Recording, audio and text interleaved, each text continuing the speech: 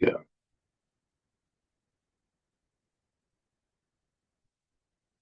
Yeah, welcome, Finney. We can't see you yet. I see you've just joined. Hello, yeah, I've just Yeah, joined. Let's open the all right.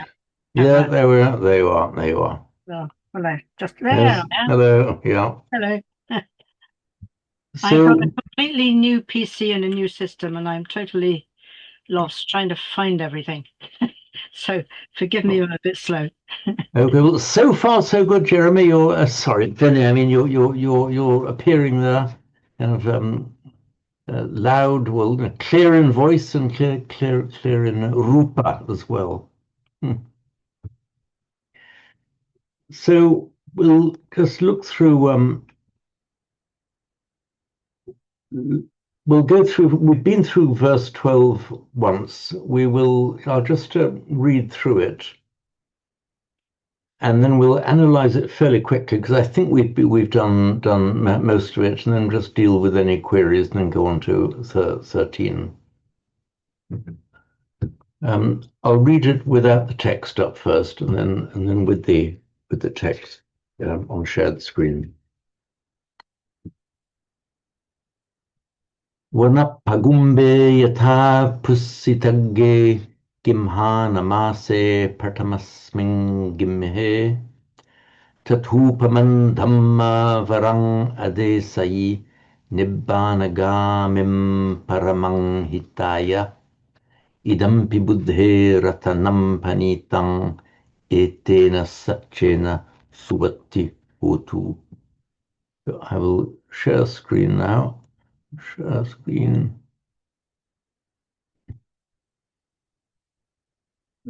Screen share.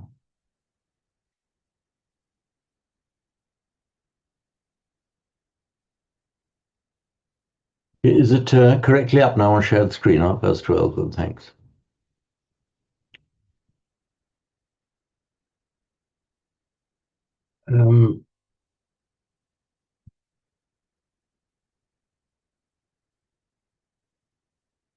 So in this verse we have the correlatives yata, as, and then tata becomes tata, upamam becomes tatupamam.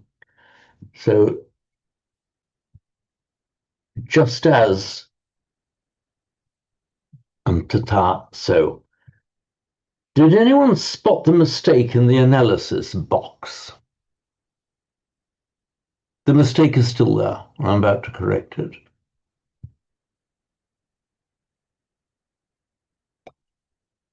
Come on, Mr. Lawyer, with your attention to detail. Did you spot it, Jeremy? Mr. Fellow Lawyer. Okay, it's all there if you look, see what happens. It's tatupamam in the, which is correct here, tatupamang in the unanalyzed bit, then with it, then tat apostrophe upamang, okay. Then I've broken it down word by word. It should be a short u. It is an upama, not upama. So which is correctly written as a single word down here, the short u. It became a long u because it was tata upamam, just merged into tatupamam. But the separate words are tata with a long a and the upamang with a short u. So this error here, I'm just going to correct that for a short u.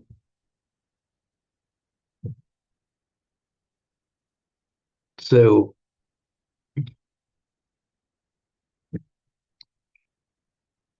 yata, just as, vanapagumbe, the gumba means a clump, the same as a pagumba. The addition of the prefix pa, Sanskrit pra, doesn't seem to make any difference here.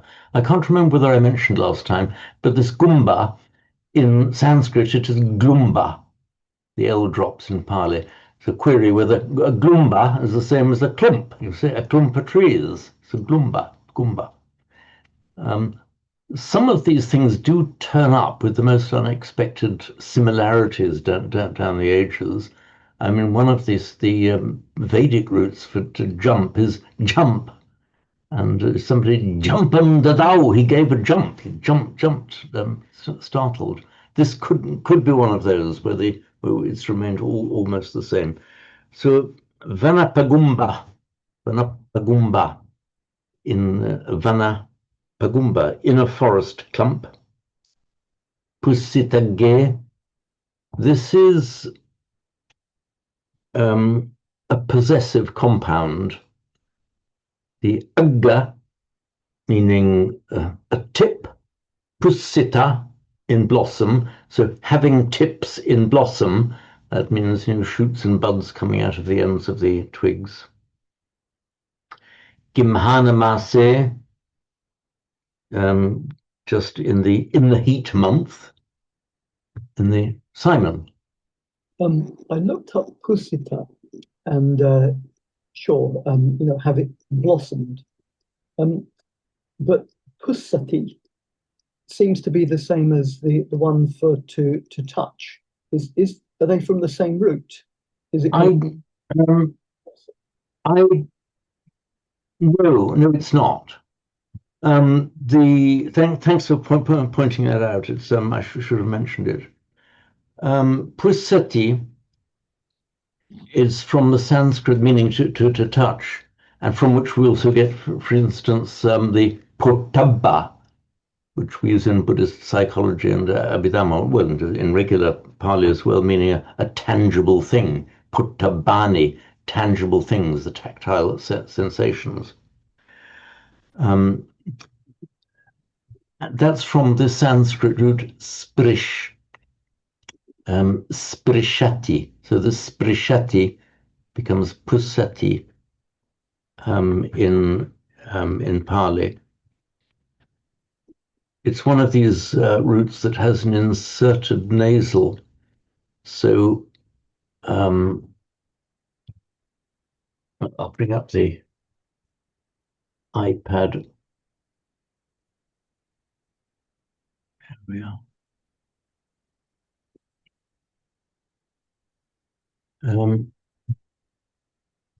So okay, the root spirish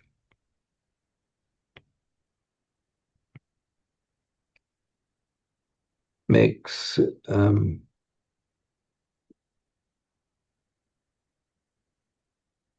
sprishati, and that's the one that in Pali becomes pussati, means to touch. This can also conjugate with an inserted nasal, as I just mentioned.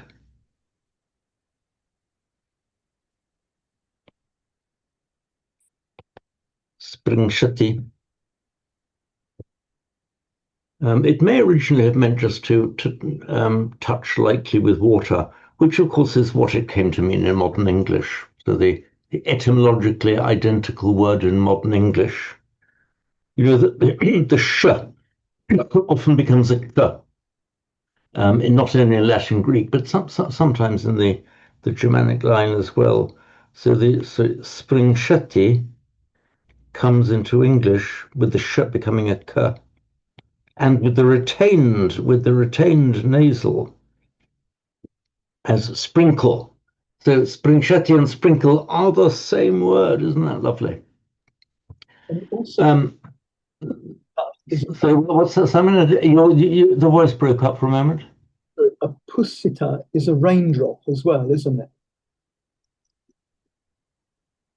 Ah, you've beaten me there, Simon. Tell us more. That's all I know about it, really. Those suttas where the rain god hurls down fat pussita on the top of the mountain, which join the rivulets, which join the streams, etc. I wonder if that's also.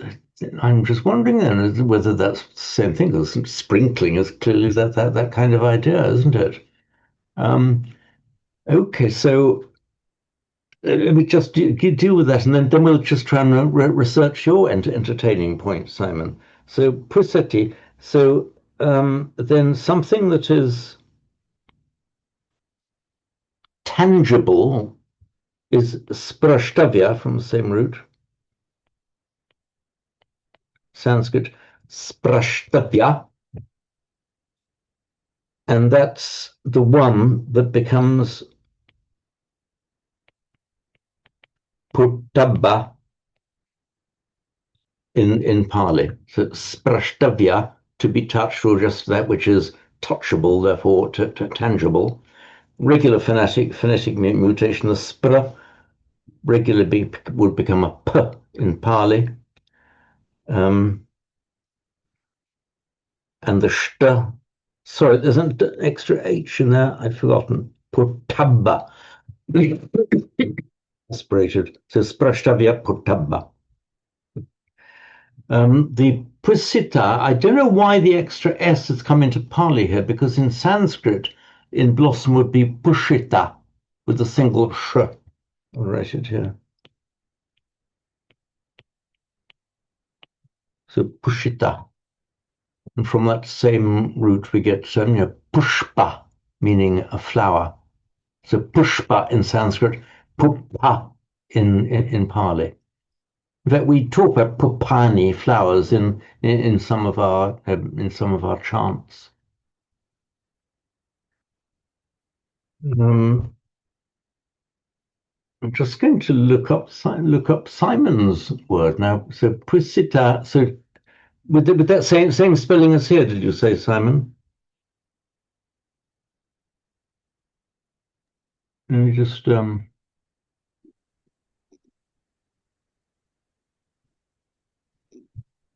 see if I can find it.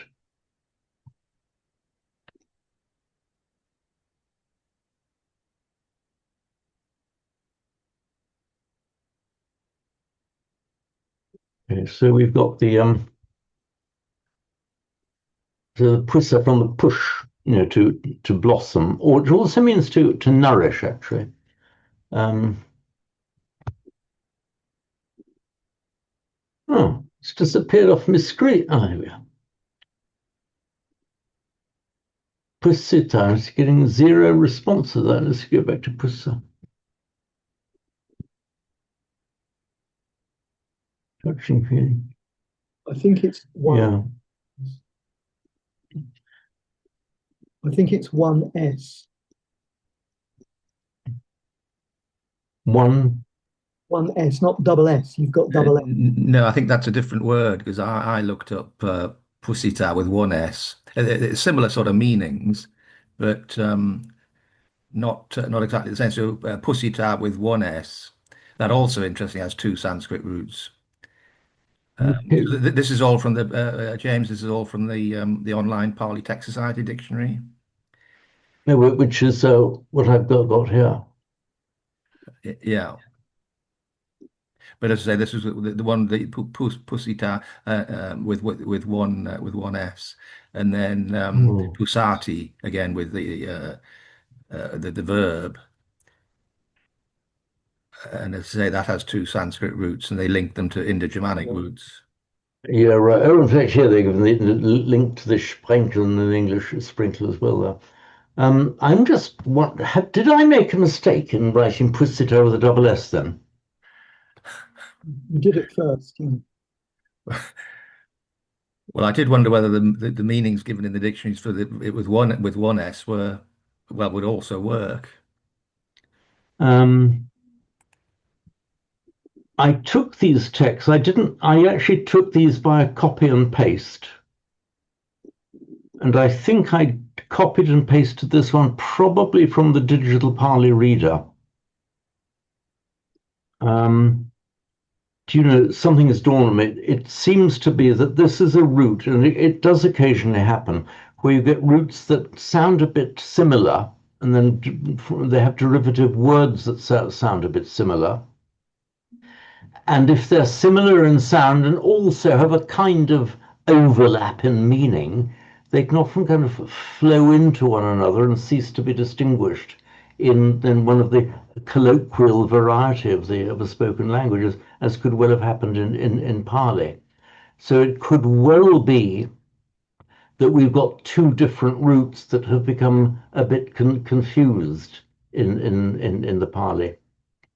It does look a bit as if that's what's happened here. Rather than try and crack the puzzle here and now, I will endeavour to crack it on my own later. But it does seem to be there could be then, a genuine, legitimate difference in the text, pusita or pusita. That's how it appears to us. Jeremy, sorry. Yeah, no, just to say that in this dictionary you're looking at, the Pali Text Society online one, the analysis of the roots is under pusati, under the verb, with one S. So this one that's in orange on the shared screen. No, that's pusita, isn't it? I was rather pusati, the verb. Oh, And in that dictionary, they give, as I say, they give the analysis of the Sanskrit root there. okay, right. Pusati. Okay. Okay, then, yeah, clearly saying represents two Sanskrit roots. Okay. To burst out and to sprinkle. Okay. And you can kind of see bursting out water sprinkles. Okay, I hadn't spotted this this entry in the dictionary. That seems to be it then. That it's two very similar roots which are distinct. I mean, they look like each other, partly related in meaning, but in form distinct in Sanskrit, that have merged into two. But does that explain the double S? Oh, gerundio formula. Yeah. Okay, this goes a long way to explaining it, but I shall try and crack the problem later on. And I will also try and find out whether there are any legitimate texts that show a single S as well as a double S. So anyway, so it's either blossom tipped or is it got a raindrop tipped? Did you say, Simon? So something like that? It could be, yeah. I mean, also, I mean, pusati there, we've got those two meanings. Doesn't it also mean to touch, to actually actively touch something? It does, yes. Why is that? Is that above it? Oh, yeah. Oh, sorry, you've got pusati too, haven't you? Yeah. So yeah, that's right. Which is some sprish. The reason it's pusati verb with a single S there and with a double S there is simply because sprishati or springshati in Sanskrit would naturally become a pusati with a single S in Pali, but with the guna form, becoming ar in the verbal noun sparsha. Now the ursh would become a double S in Pali, so that accounts for the pusati and the verbal noun passa. I mean, I suspect that the idea behind the raindrop and the touch being similar is that it's one tiny little thing from the whole background of experience that touches you. Because doctrinally we have sampassa, don't we? The idea of contact. Contact, yes, yeah. Mm. From passati with the prefix sam. Mm. Imagine the idea is that you're touched by something as if by a raindrop. One tiny little thing impacts upon the skin, and this is a kind of an analogy for what it is to sense something. Yeah, I mean, I think that's a very plausible explanation there, and you can kind of merge into slightly poetical, soft focus extensions, one meaning to the other.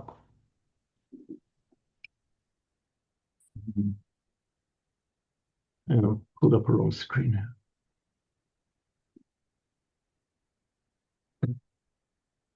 And the agge, I think you all know agga. In Sanskrit, it is agra.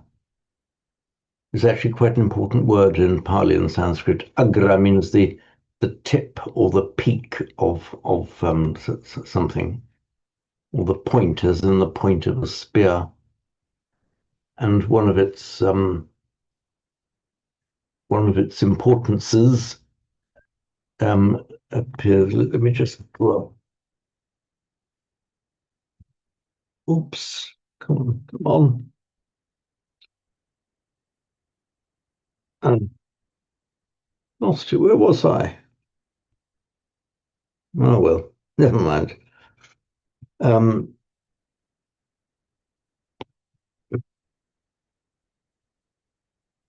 Agra, Pali Aga,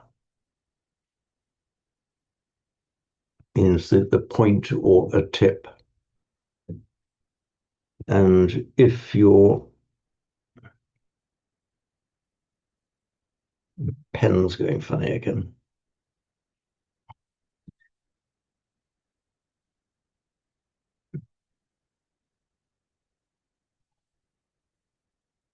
Mm.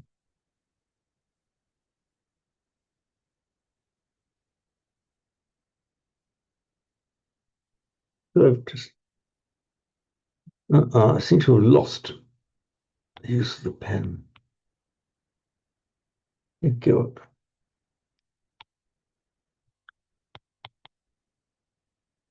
Sorry, just the pen's just packed up. Just check it's fully charged. Fully charged.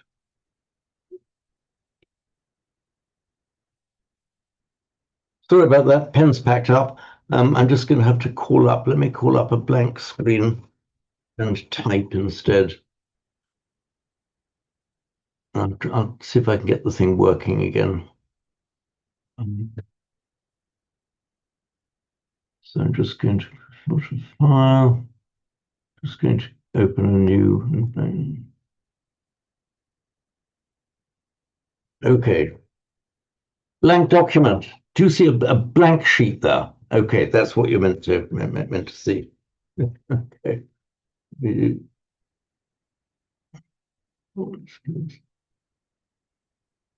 Okay. So agra means the tip, and of course Pali agra eka. Eka plus agra in Sanskrit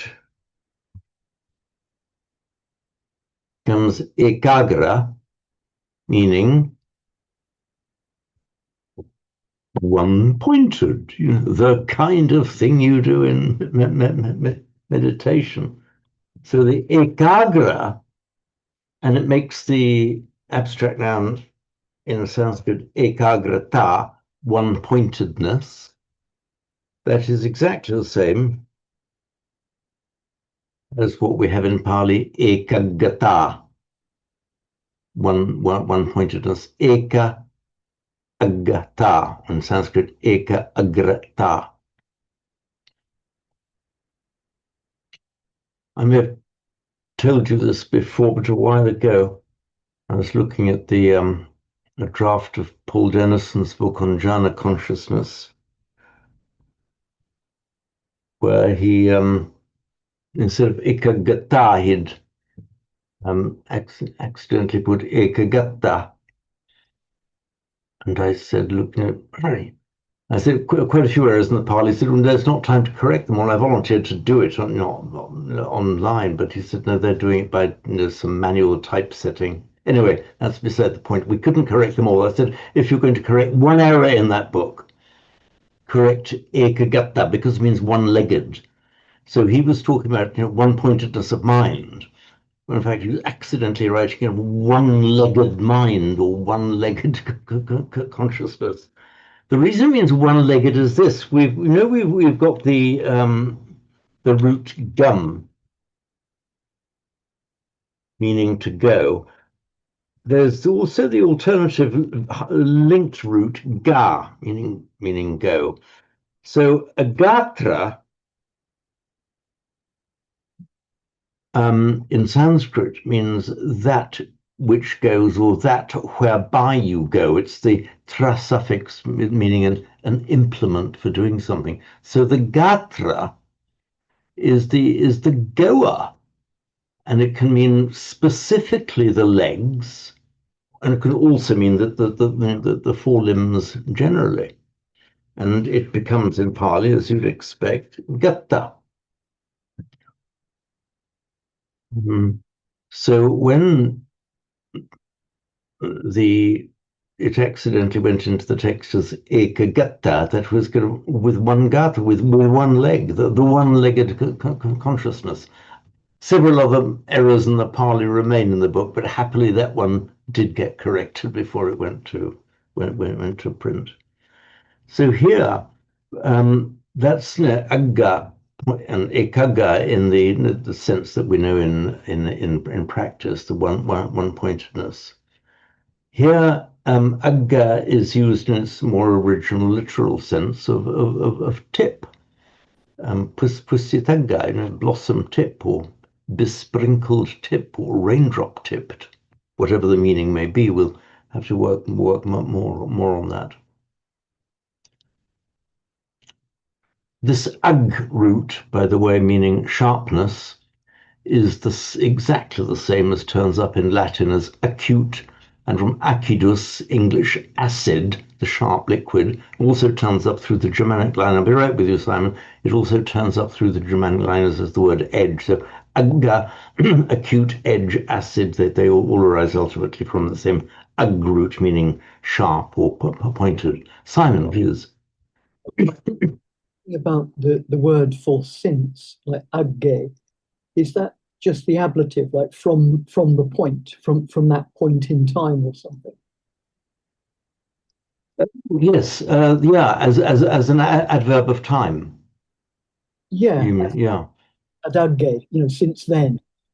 That's right. So that's another case where the word point seems to be used in Pali and Sanskrit also as a point in time, an exact spot, which rather the same kind of extended meaning as that we have in an ekagra, one pointed, as a quality of the mind. And then Pratamasmin Gimhe, literally in the first heat. So Tatupamam, which is Tata Upamam, thus exampled, it seems to a compound adverb here, with that as an example, or in exactly that same way, modelled on that same way. Dhammavarang Adesai, he taught the best of Dhamma. Nibbanagamim Paramang Hitaya. Nibbanagaming, leading to Nibbana. So this is the Adesai, he taught the Dhamma, or Dhamma Varang, the Dhamma best, the best of Dhamma. Nibbanagaming, which is also an adjective in the accusative, to agree with Dhamma Varang.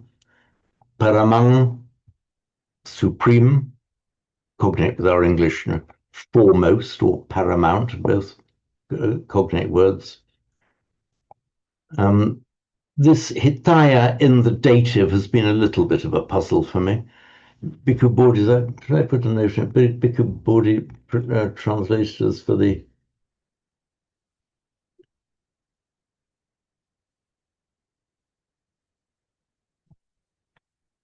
I made a note about it somewhere. Bhikkhu Bodhi's translated it as, I think, for the supreme benefit, for the supreme welfare, translates it.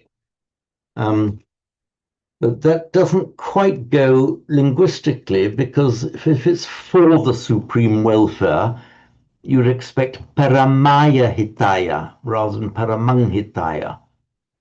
So paramang appears to be an adjective in the accusative qualifying Dhamma Varang, accusative singular, Nibbanagaming, also accusative singular, Paramang, accusative singular. Hitaya is just so distinctly dative. It might mean for the benefit of people, but I can't link Paramanghitaya together as an adjective and its, or rather as a noun and its qualifying adjective. Unless anybody has any other ideas, but they're just in different cases. Pali can be a bit fluid over its cases, but not that fluid. So idam pibudhe ratanam panitang etena sarchena suvatyotu. That's an echo of what we've had several times.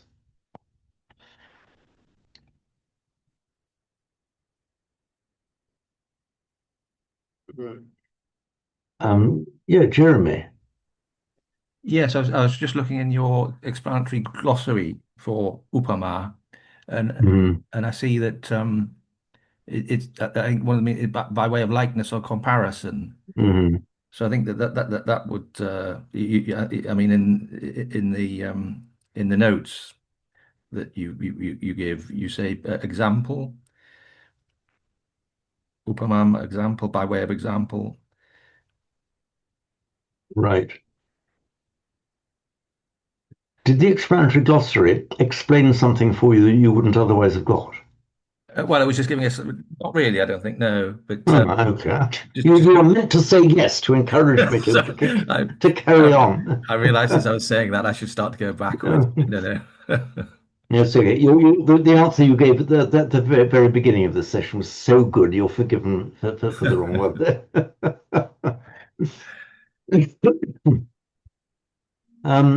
Also, a grammatical point, Nibbanagaming. Did anyone spot anything odd about that?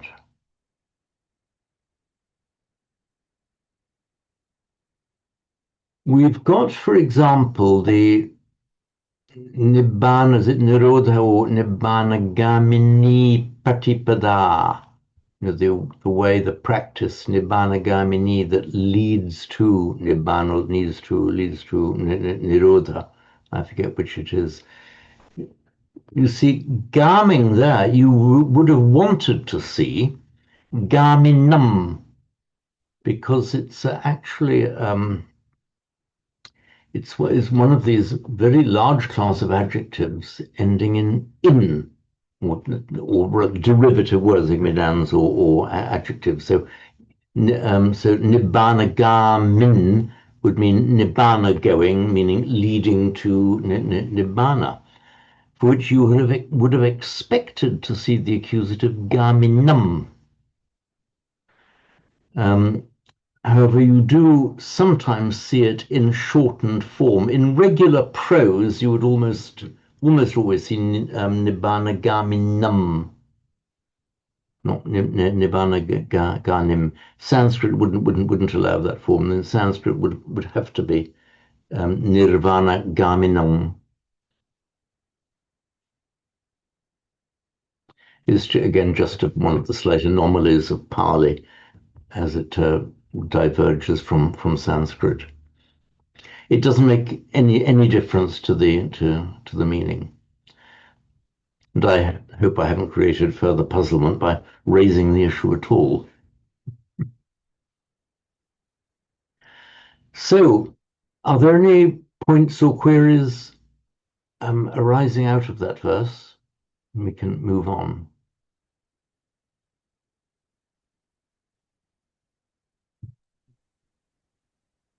Yeah, Jeremy. Yes, just is there any difference between garmim, garmim with an M at the end and garmin with an N at the end? If that had been just an ordinary N, do you mean? Yes.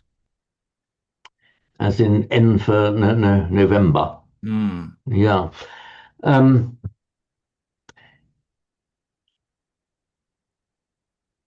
Okay.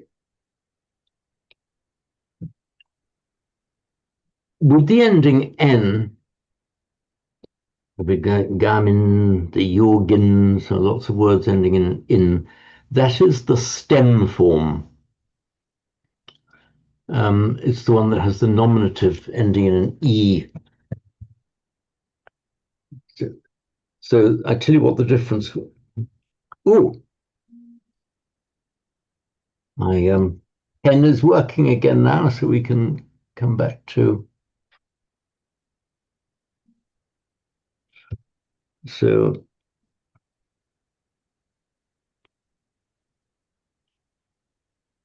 your question is there any difference between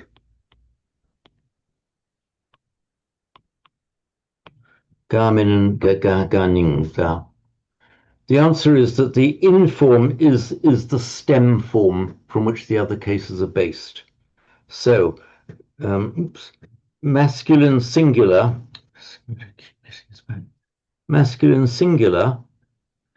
these words in stem in make their masculine singular nominative with just a long E.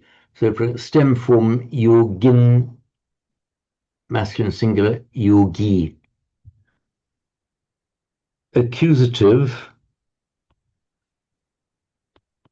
would be gaminam, just as you would have, look here, yeah, yogi, yoginam. Oh, this is from the stem yogin.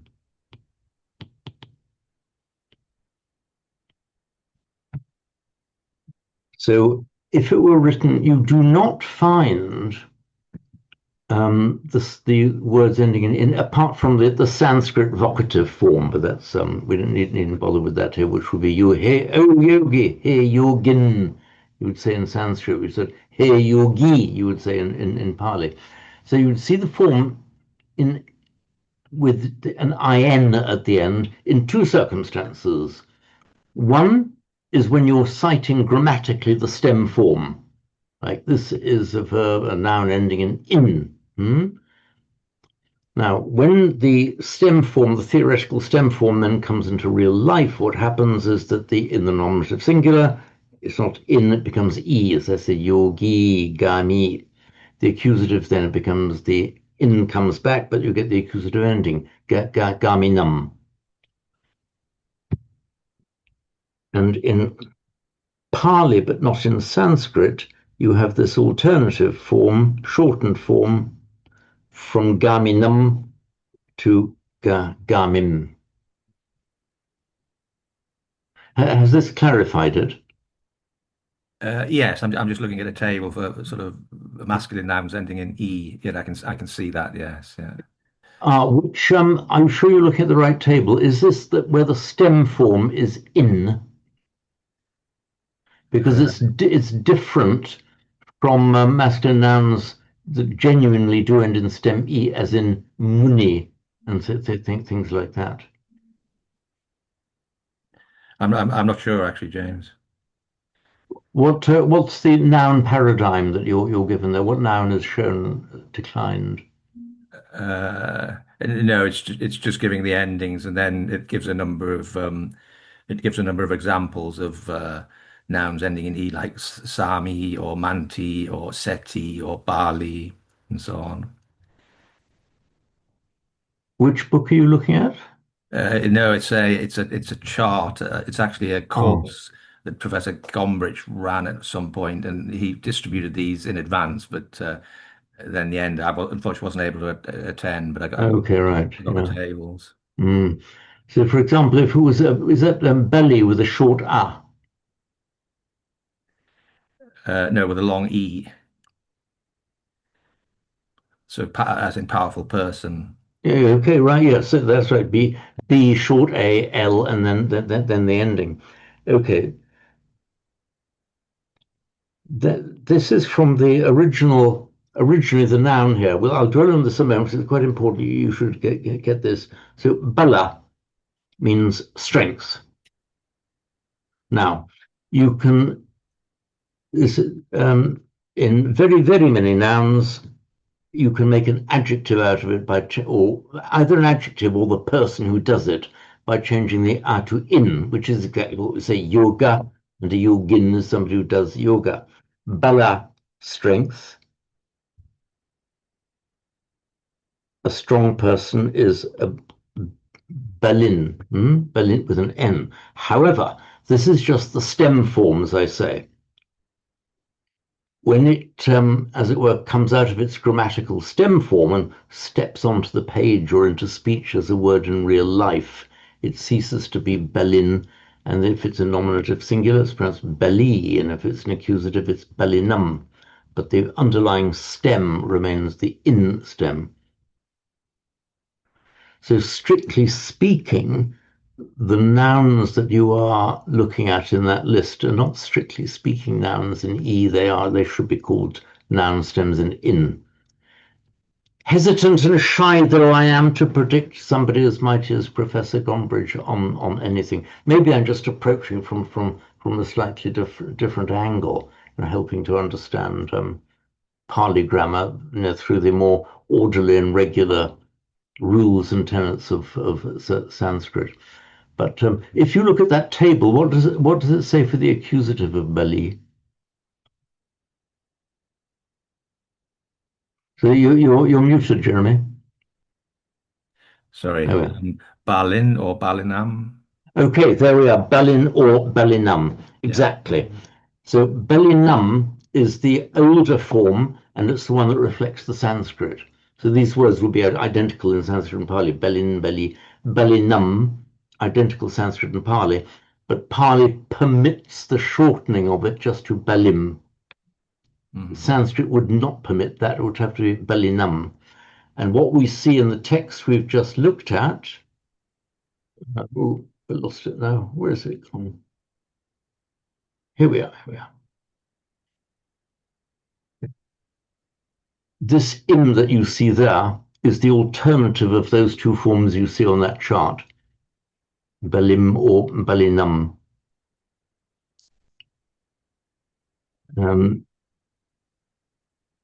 In a more Sanskritic form of writing, a more higher flown form of writing, it would be the inam.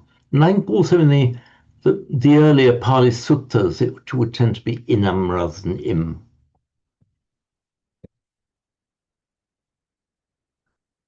What does he give for the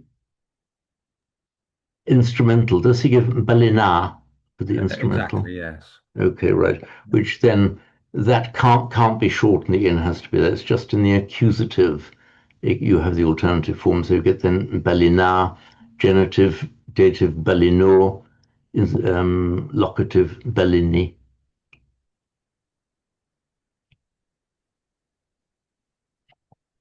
Yes, yeah. Okay.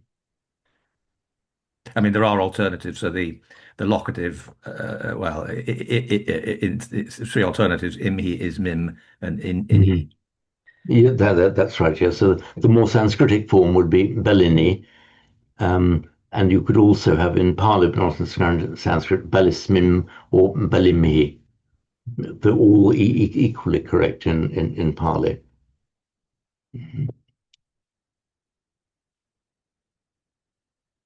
Okay. Any more before we... Simon, yeah, please. Yeah, just trying to get the sense of this a bit more. Okay, it's yata tata construction, and the tata is about the Buddha teaching the perfect Dhamma that goes to Nibbana, blah, blah, blah. Got that. The yata bit, is it saying... Which bit, say again?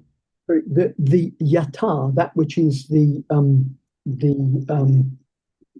simile for it. So the vana pagumbe pusita pusitage gimhana mase patamasmin gimhe, etc. Is what's it comparing the Buddha's teacher to? Is gimhana mase a plural? Is that so, sorry, pusitage? So the blossoming tips, so that the Buddha's teaching is like these blossoming tips bursting forth. Or, no, sorry, go on. Or is it that it's another locative? So in the in or on the flowering tips in a clump in the woods in the first warmth of the warm month or whatever. What's okay? I interpret these all as locatives. So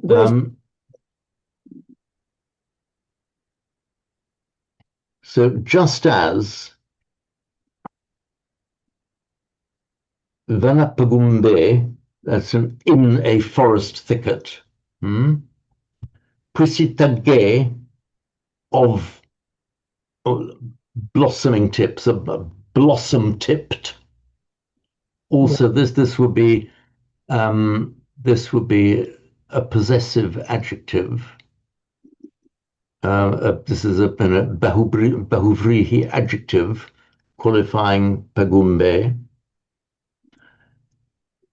Gimhanamase is a locative of time in the hot month, and then Patamasming here clearly locative, Patamasming gimhe in the first heat of the warm month. So just like in a forest thicket, in a blossom-tipped forest thicket, in the first warmth of the warm month. The entire thing is locative. How can that be then compared? How can that be like a simile, the upama, for the teaching of the Dhamma? There isn't a noun there, is there? There isn't a noun. Yeah, like, so the Buddha's teaching is, or the Buddha taught, Adesai, he taught like what?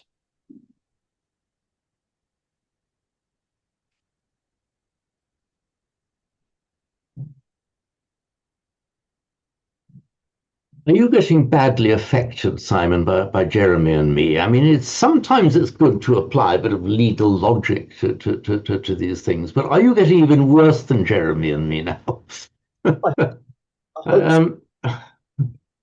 Okay, I could wimp out and say, well, just look at this in soft focus in a rather, flowing kind of way, flowing into figurative. I think it's just as you might see around you in, a thicket in the forest, so described at such and such a time. I mean, the point I'm making, pusitage, if that's a plural, like a blossoming forth, that would be a noun. I don't know if it'd fit grammatically, but that would be a noun. It would be, if this were a noun, it would either be locative singular or accusative plural. So an accusative plural, so that you've got these blossoming tips bursting forth. That's something you could realistically compare the Buddha's teaching to, something beautiful coming into being. Whereas you can't really say that the Buddha's teaching is just as if, or just as in the month of May, or whatever, in a wood, in a grove, in flowering tips. All of that is locative, and it won't fit the Buddha's teaching. There's got to I take your point, though. I think you might be going just a little bit far in saying you can't say that. Let's just test it and see. Let's imagine that this is an accusative plural here. So the flowering tips, let's translate it here. So if it's in the accusative plural, there's got to be a reason for it to be in the accusative. So what puts it in the accusative? I mean, I would want to see it in the nominative, but that's the only way I can get a noun out. You aren't allowed to get away with that, Simon, because if you're alleging, hang on, where's my wig? If you are maintaining that it's an accusative plural, and I ask you to justify that, you go on to say then you would prefer to see it as the nominative.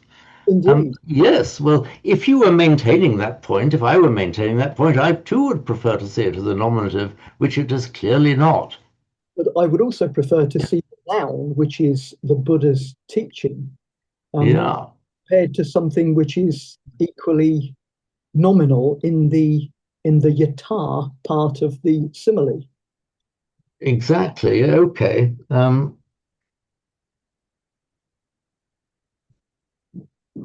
I mean, could it be in the accusative plural because the main noun is the Buddha's teaching.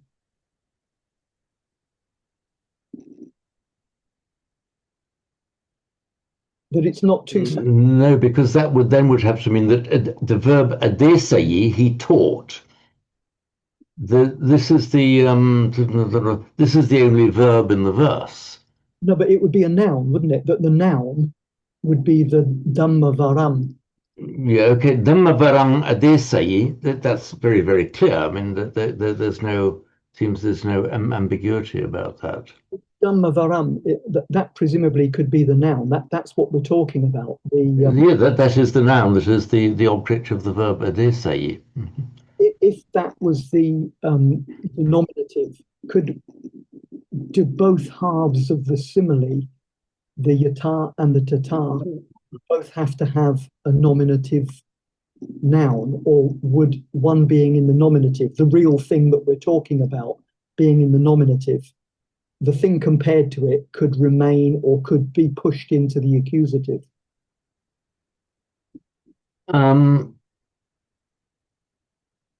No, because if you were to do that, you would want somehow the only verb that we have, which is adesai, to have pusitage as its object. So he's not teaching flowering tips. He's just saying his teaching is like the flowering tipped thicket, as it were, full of bursting forth with promise and newness. But the teaching is the Dhammavaram. Just happens to have been the Dhammavaram brackets, which, close brackets, he taught adesai.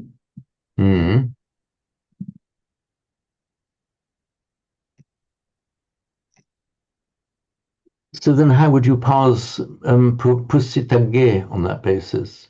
That would be the flowering tips, which are like the Dhammavaram.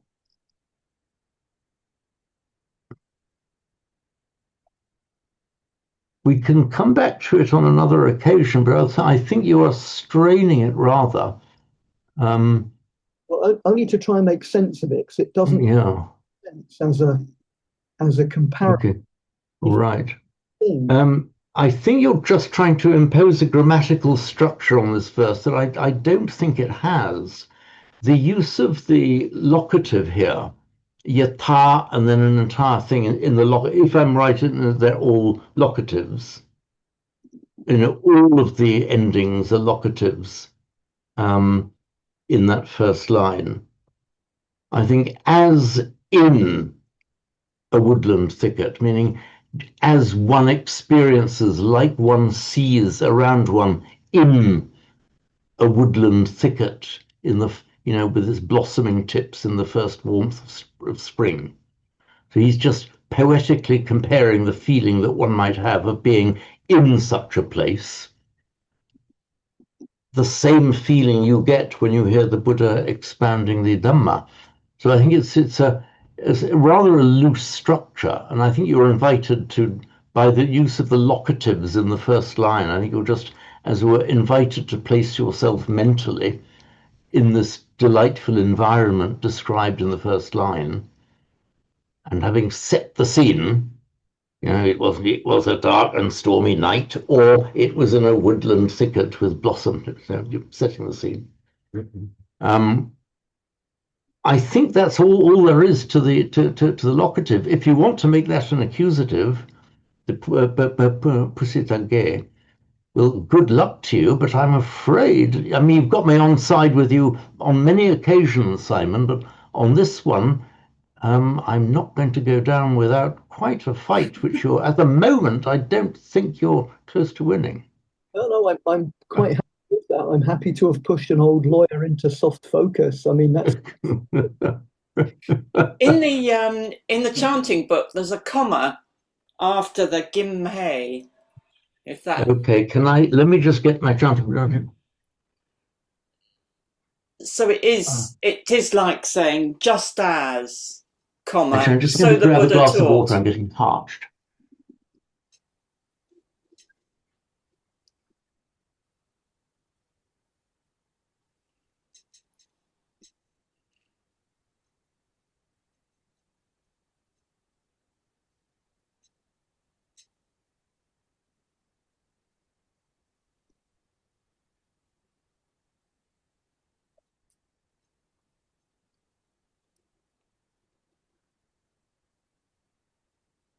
Okay, what page is that? Page 10, is that? No, 13 No. going on 14. Here we are, yes, thank you.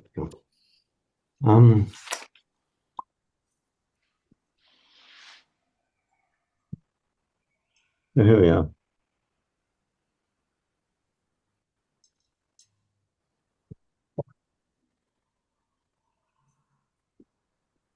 Okay, I think that yeah. In fact, yes, the comma is at the very end of the text on of page 13.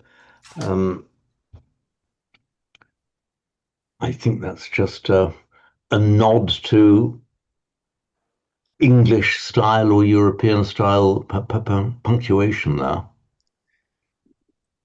But I think it slightly makes it more like you're saying, that it's kind of two clauses that, you know, they don't attach to each other, they don't interweave. It's like saying, it's like this, the Buddha's teaching. The problem is, it doesn't say that. You know, just as in a word, in the month, in the warm month, etc. Well, just as bloody what? You know, what's happened?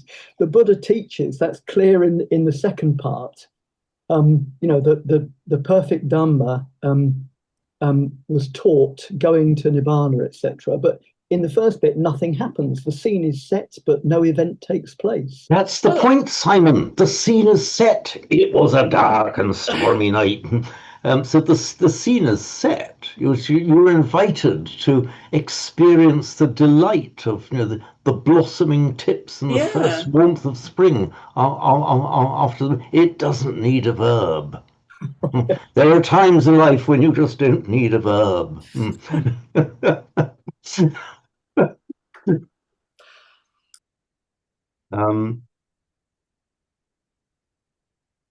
Of course, here is another case of you know, this ambiguity, this ending "e," which, as we know, is both locative singular, and for masculines, it's the accusative plural. In Sanskrit, there would be no such ambiguity. It would end in either "an" for the masculine plural, or same as Pali, "e" for the locative singular. We've got a certain tide of opinion going against you. Even your dogs jumped off the sofa. I don't know if you've noticed. She knows it's the warmest month. I'm very happy for you to come back on another occasion with this, maybe with refreshed battalions of argument.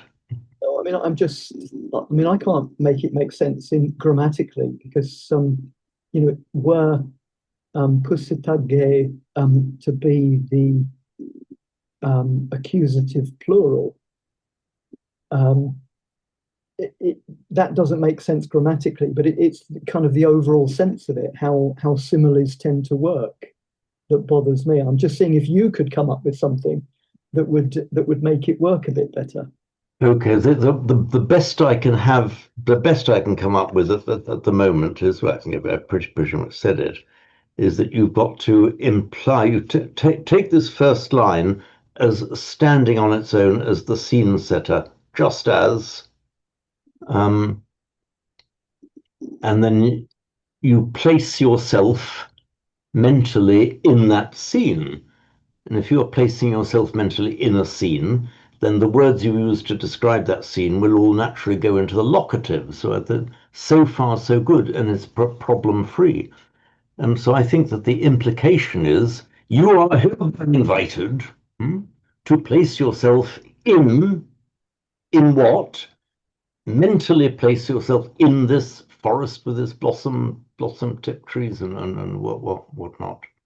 Maybe I'm just a sad old literalist. I would tend to say, if you placed yourself in a scene, then the Buddha's teaching, that it would have said, just as you know, there are, in a wood blossoming in the warmest month, etc., the Buddha's teaching in a vihara on the throne, etc., etc. It would be that way around. But I'm okay as far as it goes. We can try it again another time. Come back refreshed after summer, or indeed next time round because we've got another one in not many days' time. But anyway, I'm just advising you, Simon. I think you'll have a bit of an uphill struggle. But if you can win, as time goes on, I enjoy being proven wrong more and more. But you've really got to do it. You've really got to do some actual proof here. Could it be for the benefit? They're both for the benefit.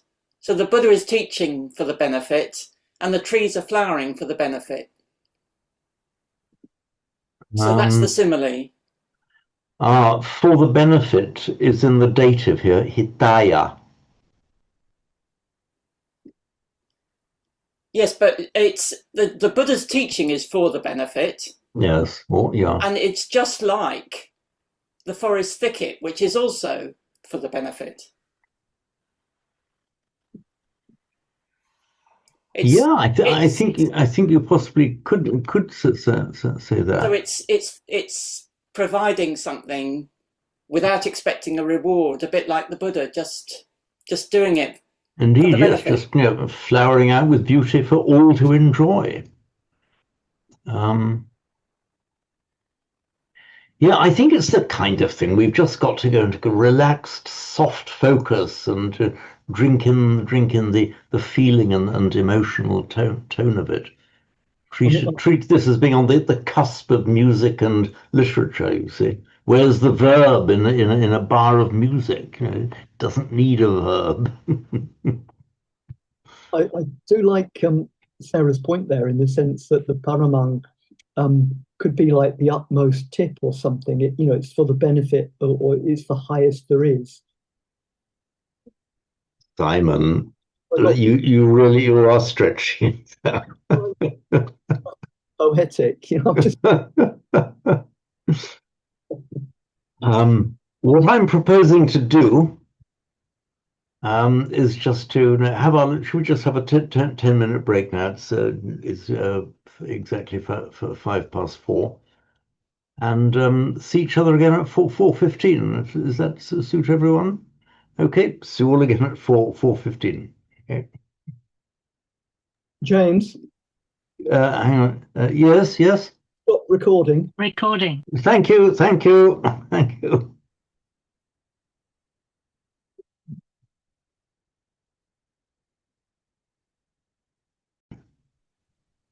There we are. Good.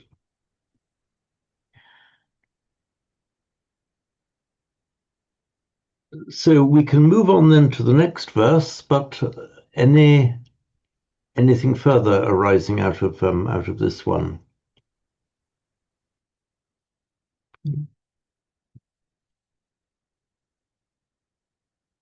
Right.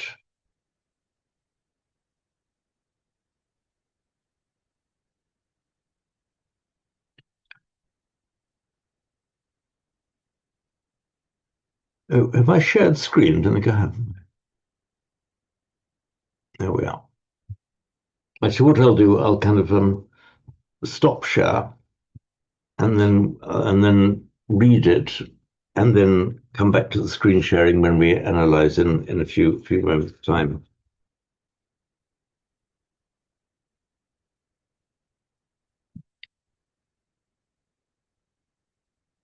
This the next verse contains, I think, fewer possibilities for entertaining excursions as to the grammar. Varo, varanyu, varado, varaharo, anuttaro dhamma varang adesayi, idampi buddheratanam panitang, etena sarchena suvatti hutu. So we'll call up screen again.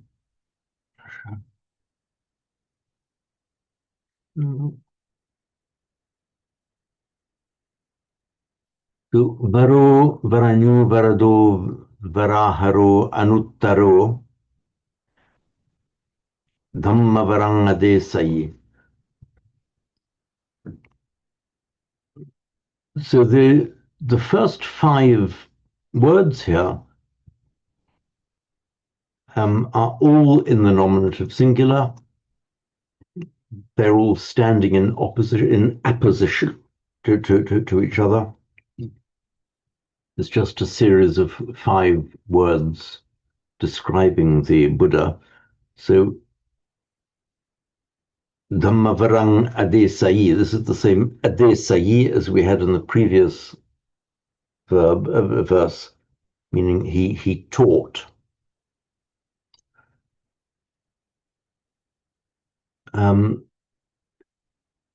By the way, is there anyone here who can tell me what the Vedic root is for this verb adesai? What is the root?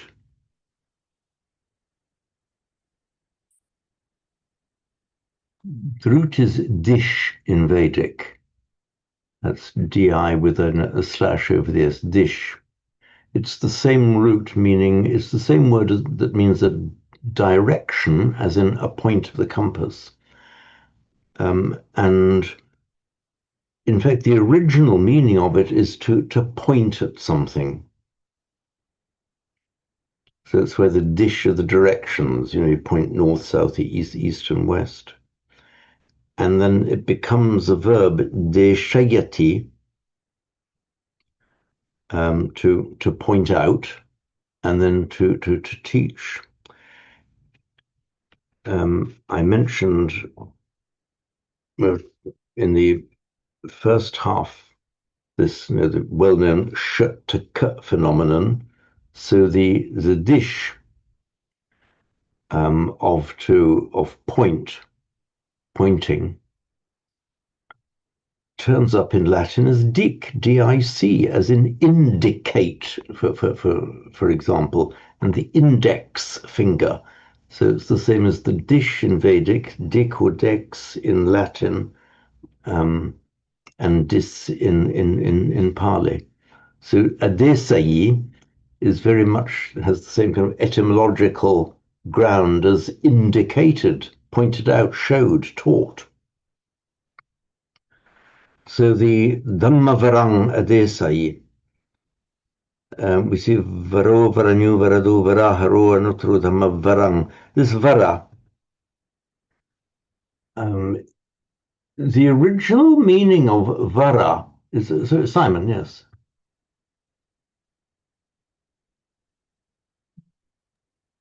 Just pointing out that my dog here, her breed is technically Desetica, because she is in fact a pointer. Oh, really? Goodness me. Okay. Desetica. Wonderful. There was a dog with a Pali name for a breed. So did you say it's a he or a she? Kukurini. Kukurini. Kukurini, female dog. Okay, right. Yes. So this word vara, it literally means choice, from choosing. And it means then, by extension, the best of anything. So we have the Dhammavara, the Dhamma choice, the best of Dhammas. The word vara is actually cognate with the Latin volo, to want, volition, and through the Germanic line, our English word to willing, as in wanting, wishing. So it's that which you want to have. So the vara, and our word will, and the Latin voluntary, volition, are the same root. Simon, yeah. Is that related to there's another, is it like varahati or something, to bring? To bring to something that's brought to you, that varaha, or something about that which is brought. Is that the same root? That would be, that's the aha, you mean the aharati? No, that's to bring inwards, but there's yeah, to carry along is voihati, like as on a river. To carry with you is that varahati or something? The active. I'm can't quite sure which one you could be. I'm just Varahati. I don't know. There's Varahati.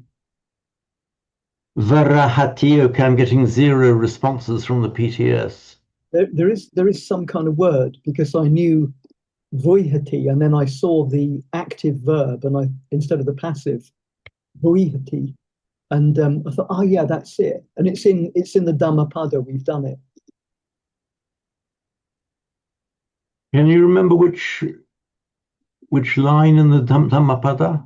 It's hundreds, and it is like probably a couple of years ago. So okay, right. I don't see it here. Possibly then, if between now and next time round you could dig that up, it would be interesting to look. What about vahati? Vahati, yeah, vahati is different. That's to carry along. Avahati would mean to bring. No, that actually no, that's a different root. That va is the same root from which we get the Latin vehiculum, which we have in English as a vehicle, and it became a g in the Germanic languages, from which we get a wagon. So in fact, vehicle and wagon are from the same root. And it's from that root va, that to invade the Vedic va. So va is to convey, or just to weigh. And our word weigh is likely to be from that same root as well. So no, it is from a different root, both of which survive, healthy and intact in through to Latin and into modern English. So actually, let me just deal with this. It's an interesting one.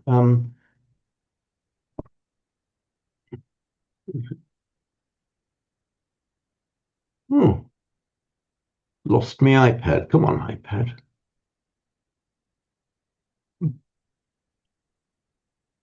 I know I didn't turn my iPad off.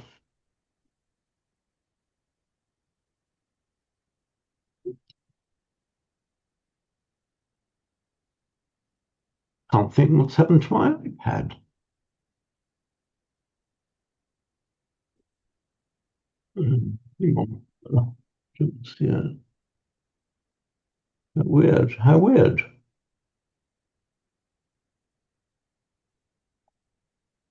Don't think I've lost an iPad before during one of these sessions. Oh, not to worry. We'll just maybe just use our blank sheet. So, so vah is to bring, regular verb, but the idea of to suggesting a conveyance, as indeed the Latin word convere. The word vector also comes from that same root. So with the prefix avahati, to bring, now a certain form of conduct might bring you happiness. So it would be sukha avaha, which of course by sandhi is just sukhavata, a bringer of sukha. So the vahati, to carry or bring, avahati, to bring it to you. So certainly the punyam sukhavaham, the punya, the merit, is that which brings happiness. You can talk about a sukhavaham kamma, a happiness bringing kamma, a kamma that results in bringing happiness to you. And equally, a certain course of conduct can be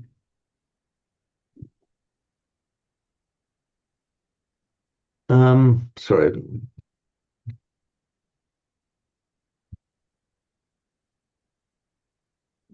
Can bring you misery, can bring you dukkha.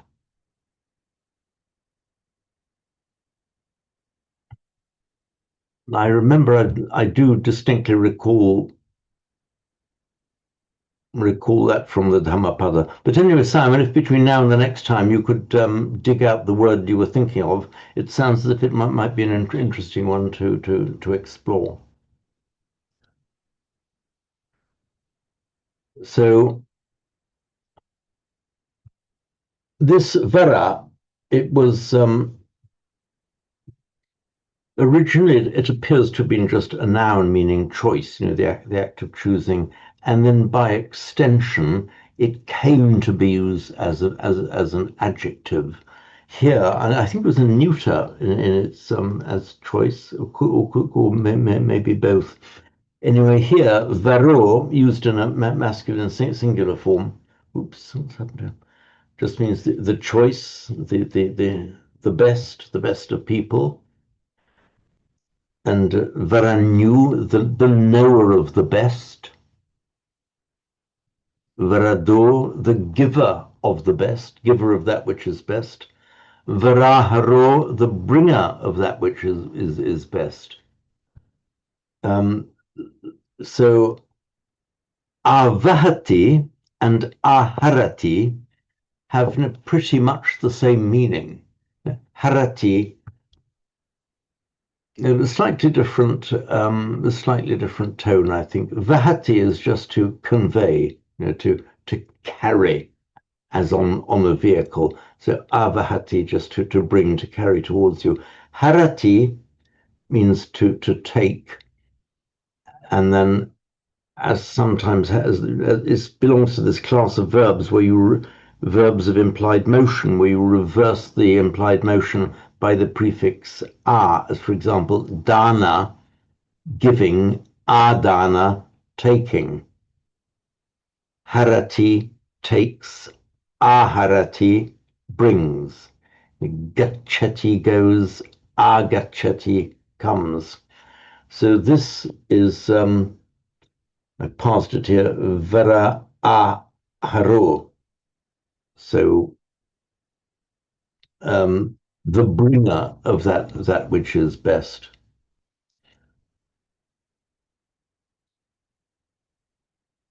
Anuttaro, we've had many times, the unsurpassed one. So all of these are in the nominative singular, and all of them refer to the Buddha.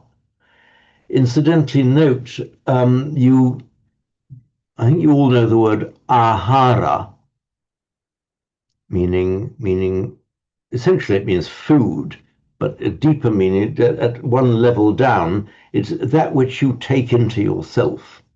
And it has several meanings in Abhidhamma, where you have several types of ahara. You have the ordinary physical ahara, the physical food that you eat, and literally take into yourself. And there are the other things you take into yourself, mentally and emotionally, the things that you absorb, what's said to you. Beauty and ugliness and anger, all things that you might receive into yourself. I think Abhidhamma talks about the four different types of ahara, the four foods. Yeah, or nutriments, I think sometimes. Okay, fine, yeah, that's right. You're right, Jeremy. It's about the four nutriments, because they all, in a way, add something to what you are, whether the physical nutriment or the psychological, mental, spiritual nutriment. And like any other physical forms of nutriment, they can be poisonous. So you want to be careful of the ahara that you take. Remember, the basic meaning of that word, ahara, just means taking in, what you are taking into yourself. You can take physical rubbish as food, and you can take, mentally poisonous stuff as well. It's all ahara. Note here that as a noun, or so to speak, a concrete noun, it's ahara, but this is vera ahara. The ahara has more of a verbal force, that which brings, whereas the ahara with a long second ah has more of a noun force, that which is taken into oneself.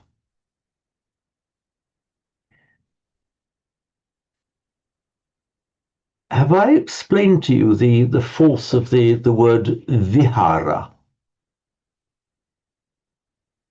Vihara as in monastery. Is there anyone who would like an explanation of what vihara actually means? Okay, is there anybody who doesn't need an explanation and doesn't want me to say it? Who does? Okay, Simon doesn't need an explanation. I think Simon, you're okay. Sorry, Simon, you're permitted to leave the room for this bit of the explanation. Okay. So from the root re, meaning to take, it's quite simple, really. Vi, the prefix vi often means away or off. So vigacchati, to go away. If you are vigatamidho, if your drowsiness is vigata, we have these words in the Karaniya Metta Sutta. So long as you are vigatamidho, as long as your midda is vigata, gone away. Vihara, we normally translate as a monastery. But originally it just meant that the place that you take yourself away to, your private space. So you can be out in the hurly-burly of life, in the marketplace, in the street, but you go to your vihara, is where you remove yourself from the noise and the hurly-burly of life. It's your private, quiet space. So that was the original literal meaning of vihara. Simon? Yeah, was it kind of fully lexicalized in the sense of meaning a dwelling? Because in the verb form, talking about meditation, the Buddha does, this, viharati, he dwells. Yeah. Does it just mean he dwells in the sense that he's in a place, he stays there? Or does it retain the sense of kind of still carrying on, going away and separating in terms of what he's doing? You raised a very interesting point there, and that is the point, the extent to which the native speakers of the time would have carried in themselves the original sense of the word. I suspect that it's a little bit the same as in modern English, and the more you know etymology and the history of our words, the more you're sensitive to the meanings of these words as you speak. Whereas, with these words we use in modern English, they tend to have not so much delexicalized as they've taken on a meaning that forgets the original structure and effect of the word. So, for example, many people, let me take a random example, perfect in English. So perfect, perfectus in Latin, the original meaning was kind of finish off, done to completion. Perfectus, done through, finish the job, can't be made any better, completed. That was the original meaning of it. But in modern English, I would say, I venture to say that the great majority of modern English speakers would not even be thinking of the Latin perfectus, done through, when they use that word. So back to Simon's interesting point, it must at some stage have reached a point where the original meaning was forgotten, even though it's fairly transparent in the form of the word itself. And if you look at the word ahara, and there I think the meaning is very transparent, particularly when you use it both for food and the other, as Jeremy helped me there, the nutriments that you take in. That's very transparent indeed. Whether they thought of vihara in that sense, I don't know. Actually, I had a chance to test it out because a while ago at our Manchester centre, we had Sudhiro, our friendly monk from Thailand, visiting, and his visit happened to coincide with one of the, at that time I was doing live face-to-face Pali classes at our Manchester centre, and just for the hell of it, he decided he'd join in, and jolly good fun he is as well. And again, I asked him about it. I said, okay, what's a vihara? And it's a monastery. But he was completely unaware of the etymology of the word, but was delighted to hear it. He said, "Yeah, that really makes sense." He liked it. If I'd asked him about the etymology of the word ahara, which I didn't think of doing, I'm sure he would have said, "Yeah, ahara, that which you take into yourself." And if you asked a modern Indian, for example, because they still use the word Vihar, in fact, the name of the Bihar state is that same word, just the V morphed into a B. I think there would be very, very few people indeed. They all know the word. But I suspect there would be not many who would actually have that sense of the etymological force of it. If they did, it would sound as if they were secessionists, wouldn't it? That, you know, we're going apart, we're going away. They would sound like secessionists. They would. You're right. Yes. Yeah. So, that really is an interesting question. Just to what extent would that etymological meaning have been present to the minds of the early speakers? It will remain a mystery, but it may depend in large measure on just their own linguistic sensitivity, as it would in modern English. Jeremy, please. Yes, I mean, just in line with what you were saying, I was looking in the Pali text side in the Viharati or whatever, spending one's time or walking about, and they give sort of three definitions. And the first one is just a habitation for a Buddhist mendicant. It can just be an abode in the forest. And then the second one is a place for convention of the bhikkhus, sort of a meeting place. Okay, right. Yeah. It's only the third one, which is this idea of a monastery or a temple. Yeah. So it specifically mentions a forest abode, does it? Yes, an abode in the forest. Yeah, Aranya Vihara. Okay, so there you see that clearly. If you go into the forest, you clearly have removed yourself deliberately from human contact. You have taken yourself away into a private or secluded space.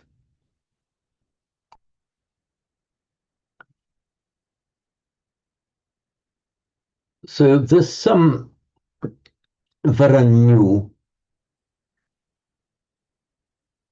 this suffix new, it's actually from the root gnya, meaning to know.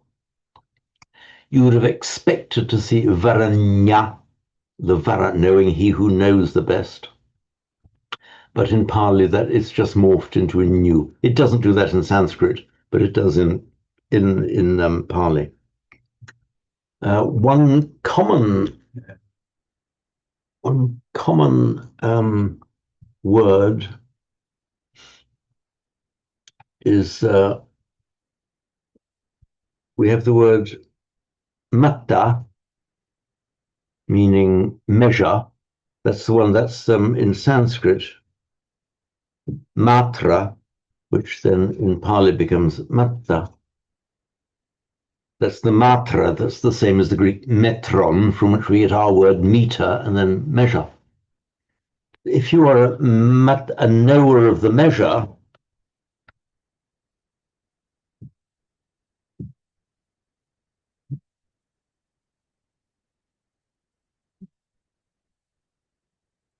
you are a matanyu, literally a measure knower. And a measure knower means one who knows when to stop, one who knows the right amount either to give or to take.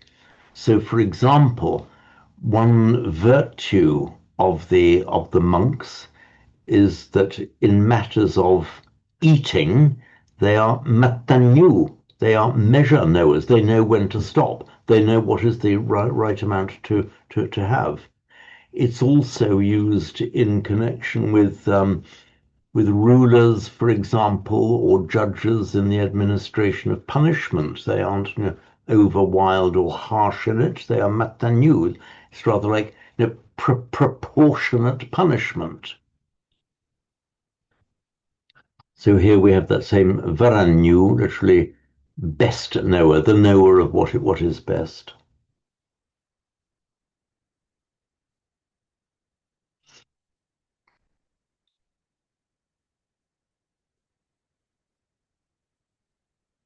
Varado.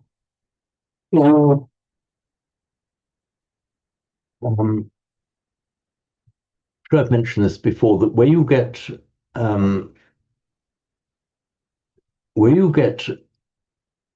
a verb root that ends in a long R, and this comes from da, the vara from da to give. Where you get a verb, or a verb root, I should say, with a long R, an example here is da. When you attach that as the final member of a compound noun, here the choice giver, the best giver, the da, the a is shortened, and then it becomes just like any other noun or adjective ending in a short a. So it would be the accusative veradam, genitive veradassa, and as here the nominative verado. So that all then that becomes left of the original root is just that one consonant, verado. Simon, yeah. Just to go back briefly to the new end varanyu, is that always associated with knowing? Because obviously stuff like vinyu is, so, one who knows, or is it just a separate kind of ending? It's the same root, dnya. Yeah, but do you get the u ending? You said that obviously that's a kind of a slightly different ending from what you'd expect.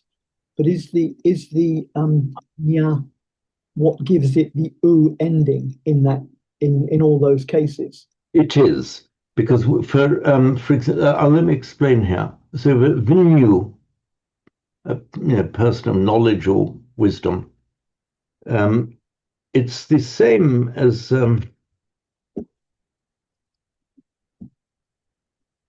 it's from the same word as vijnana. So we've got our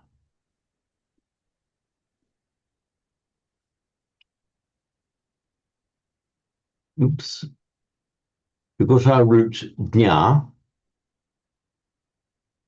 and we can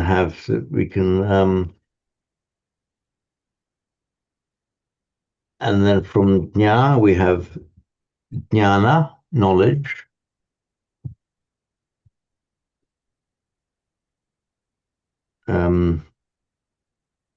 So we're around in Sanskrit would be vijnana. This jnya is pronounced as a dnya sound in Sanskrit. So vijnana, which is the one that becomes in Pali vijnana.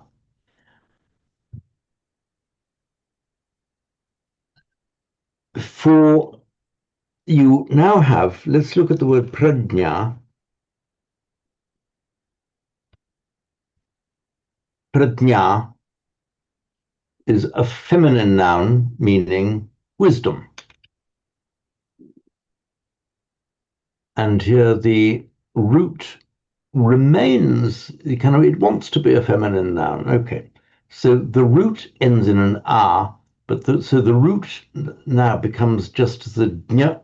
What vowel am I going to be? I'm a feminine noun. Back to the long R. But it's to a long R there, not because that's what it was in the root, is because it's a feminine noun.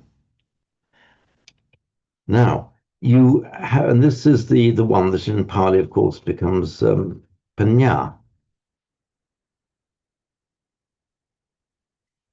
In Sanskrit, you can make an adjective out of it, which is just prajna, meaning wise, a person of prajna. This now declines like any other adjective in ah. So prajna, prajnam, prajnasya, prajnaya, prajnena, and so on. But it doesn't always. So you can have, for example, omniscient, sarvajna. Two things happen where you get, in the particular case of vidya, which means to be cognizant of something, from which we get our vijnana as the fifth kanta. Instead of, and so you get panya with a short I, somebody can be dupanyo in Pali, of little wisdom. But in certain of these words, the A just decides it wants to be an U instead. So that's why you get Vinyu, a person of Vijnana. You kind of expected Vinya, but it becomes Vinyu. Pachatang Veditabo Vinyuhi, to be known each for himself by the wise. That's one point. Where, however, you get it as the last element in a compound noun. Before we've been looking at words with mostly words with prefixes jnana, vijnana, prajna, and so on. Where you get the jna attached to a noun, in Sanskrit it behaves correctly. So one who knows the measure would just be matrajna. Matrajna in Sanskrit, a measure knower, and that's regularly formed. That is what you would expect. But it just so happens by a quirk of Pali that final a becomes an u. You sometimes say it with a short u as well. It just becomes a matanyu.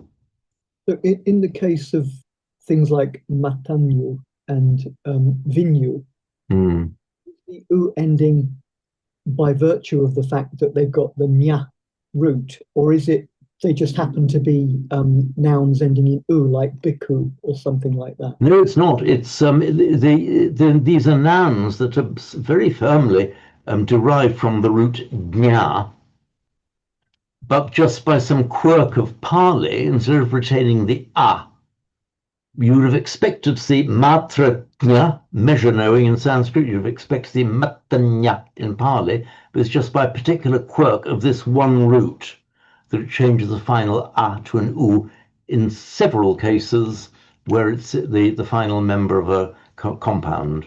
And remember, it does it in Pali, but not in Sanskrit.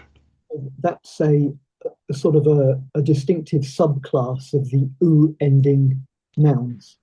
Okay. They decline then exactly like as a member of the U class.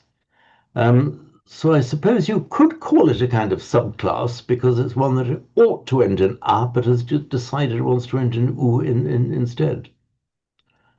So there would have been no cause for all of this discussion if instead of Varanyu it's in Varanya. Instead of matanyu, there was matanya, just a quirk of Pali.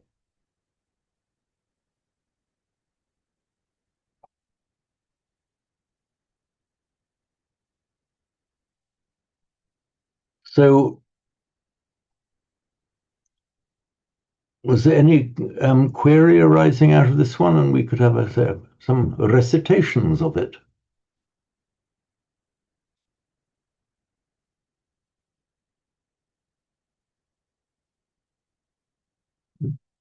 Yeah.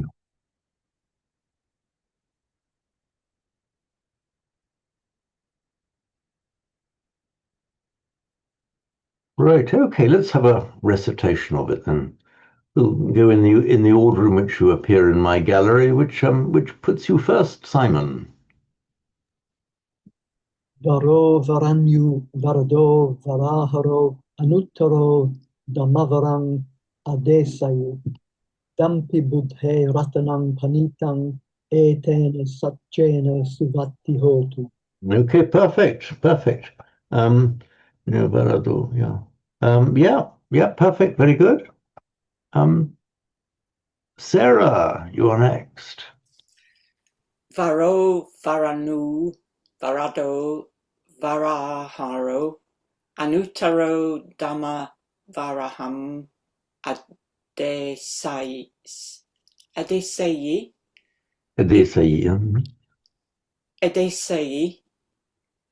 idampi buddhe ratanam panitam etena sachena suwati hotu. Okay, very good. Save that. You slightly slipped into a short there. Remember, Etena. etena. The phonetics of English would want us to say etena, but etena. Yeah, okay. And again, I mean, you do know this. You just pronounce the M a little bit short. You say Dhammavarang. Dhammavaham. Yeah. Varam. Dhammavarang, yes. You slightly overemphasized it there. I would say if you're going to err on either side, err on the overemphasis, then there can be no mistake about it. It's doubled, so overpronounced rather than underpronounced, as it were. Okay, thank you, Sarah. Jeremy, we're round to you. Varo, varanyu, varado, varaharo, anutaro, Dhammavaram adesai idampi buddhe ratanam panitam etena sachena savati hotu. Okay, but can you just say this highlighted word again? Varado. Okay, right, because again, you slipped into a slight bit of English phonetic with the varado, varado. Okay, right. Very good. And just again say adesai. Adesai. That's correct, yes. So adesai. Okay. Adesai. Okay, good. Thank you. And Judith, we're round to you, please. Varo, varano, varado, varaharo, anutaro, dhammavaram, adasayi, idampi buddhe ratanam panitamam, etena sachena suvati hotu. Okay, can you say this panitang again? Panitang. Oh, panitam.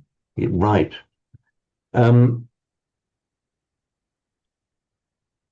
And again, with emphasis on the doubling, can you say Dhammavarang?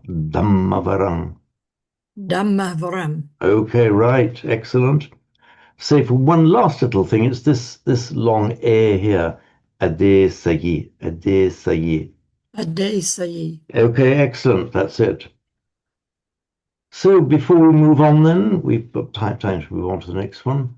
Any further comments or queries on this?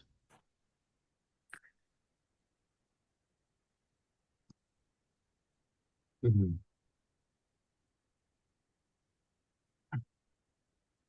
Okay, let us move on then.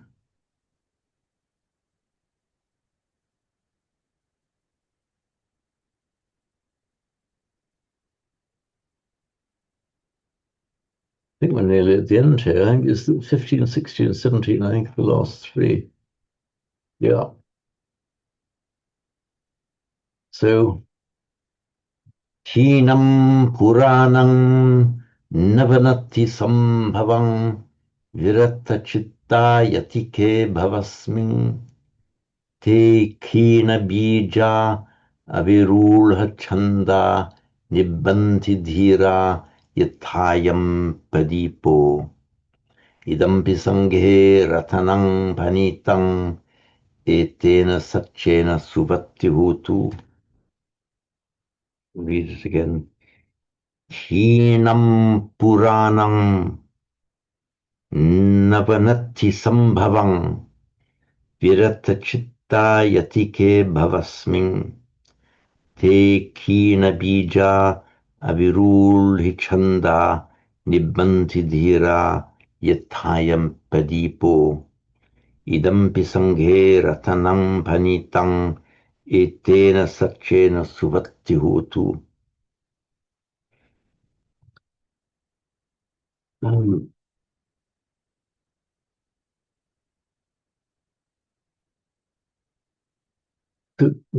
Hina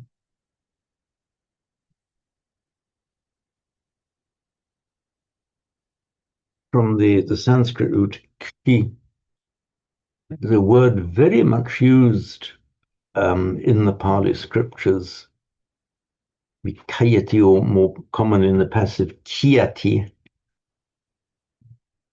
It is to be destroyed, but it has more, not quite be destroyed, it has more the meaning of wasting away, dwindling to nothing. The imagery is given, for example, of a little stream in the hot desert that will kiati, will kind of fade away into nothing. And we have the line in, I forget where it comes from now. It's ayu kiati, ayu meaning our life, kiati wastes away. The idea is it's running out and is bound to end. That's the kiati. It makes its past participles kina. So kinam puranam, the old, all that which is old is kina. I've translated as destroyed here, but it's more kind of wasted away, gone. Let's check how Bhikkhu Bodhi has done it in his translation. Oh, he's put the old as destroyed, but just remember, it's not destroyed suggestion of sudden violent destruction, but kina suggests more that it get faded away, dwindled away into nothingness, evaporation, death. That's more the tone of the word. Simon, please. Is this the one you said it's to do with thesis, the consumption? That's right. Oh yes, it's actually cognate with this in Sanskrit with a K and a subdotted S. The kr.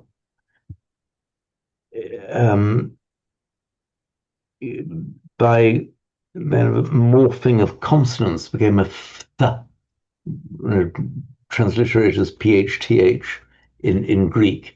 So one of the old words for consumption, as in tuberculosis, is phthisis. It was spelled with phthis.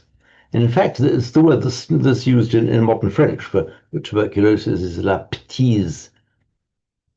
So the idea of consumption is very clearly in that word. It's not a sudden death. You waste away with phthisis. And I've done, let me just call up the,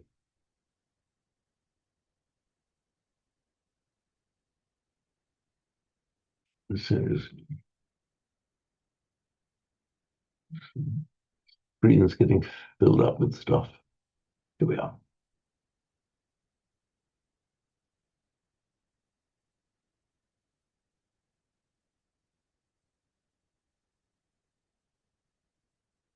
I'm just going to call up my explanatory glossary here. Okay.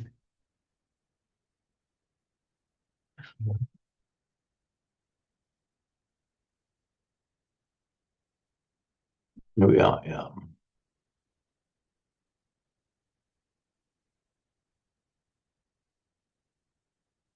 Here we are. Yes, here we are in the explanatory glossary, where I have explained the Greek bit.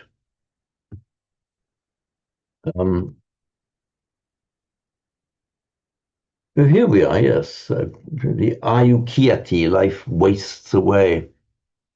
Kilesa kianti, the kleshas, the defilements, are destroyed, but the idea is they've, by being dealt with and worked on, they've dwindled away, lost their power, wasted away into nothing.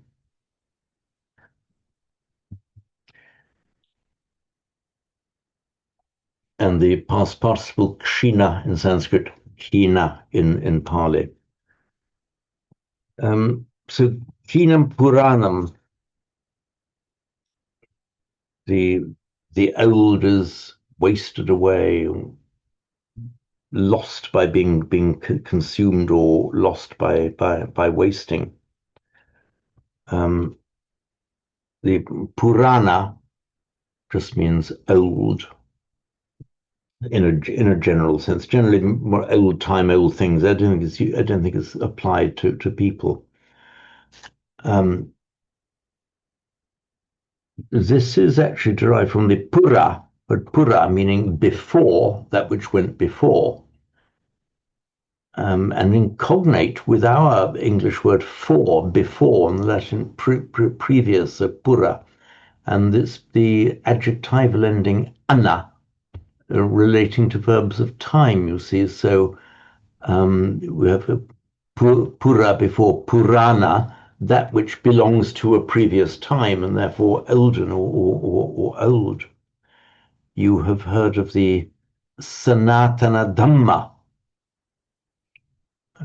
By the way, the ending for time can either be ana or tana.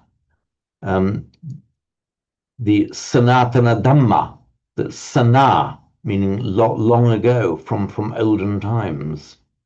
And the Sanatana Dhamma is the ancient Dhamma. It's the same sana, which comes into Latin as senex, old man, and then senile. So the Sanatana Dhamma is the Dhamma that existed from ancient times. Anyway, Nava Natti Sambhavam.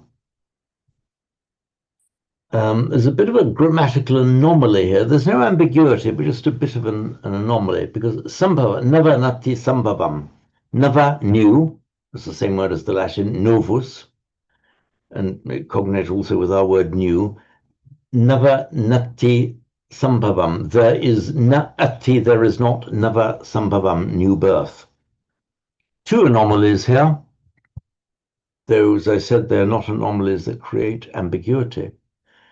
Firstly, Sambhava, meaning birth.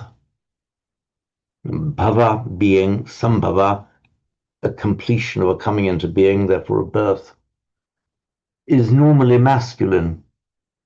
So we would have expected to see Navo Nati Sambhavo. There is no new birth, there is no new coming into being. But Pali can be like that sometimes, something that's firmly of one gender in Sanskrit. Typically the variation is between masculine and neuter, can be either in Pali. But the other anomaly here is that never is just a regular adjective. And if it was qualifying a neuter noun, you would have expected to see navam nati sambhavam, if we're insisting on it being neuter, but it's not. This is just another little grammatical anomaly in Pali that poets allow themselves. I'm fairly sure that if we had seen this written in older, normal Pali prose, as in the prose of the suttas, we would almost certainly have seen Navo Nati Sambhavo rather than Navanati Sambhavam. Simon? They changed it for the chanting book then, because the chanting book does have Navam.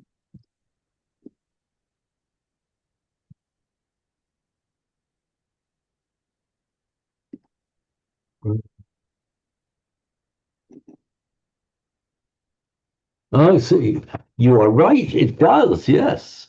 Nati Sambhavam. Again, this is something. This is just a differently edited text. I can plausibly plead that this isn't a typo on my part because I just lifted this text out of the digital Pali reader, which may be based on a Burmese source. Okay, so it may be just a different way in which these texts have been preserved. And you do sometimes get these differences, mostly completely unimportant, between texts as printed in Burma, Thailand, and Sri Lanka. Just minor textual variations. I haven't yet found any that actually make a serious difference. The one I've got open at the moment is that little Moola site that's very hot on regional variations, and that just has Nava with no other variations listed. Ah, so I'm wondering whether whoever edited the text of our Samatha chanting book, decided, oi, this won't do, I'm going to make it grammatically correct. I don't know myself. Do you know who did actually finally edit and authorize this? I wonder if this one does go back to Lance Cousins. I don't know. Anyway, there it is. It's just like a grammatical variant. But okay, so if the site that you've looked at just has Nava, clearly it was just Nava in the digital Pali reader site. So we will not know whether there was another recognized text from which this text was lifted, or whether it's just somebody within Samatha just deciding to amend the grammar. Navanati. I think the rhythm goes a bit Navanati Sambhavam, probably goes a little bit better.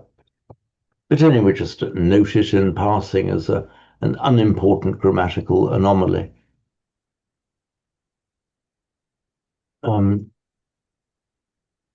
Viratta chitta ayatike bhavasmim.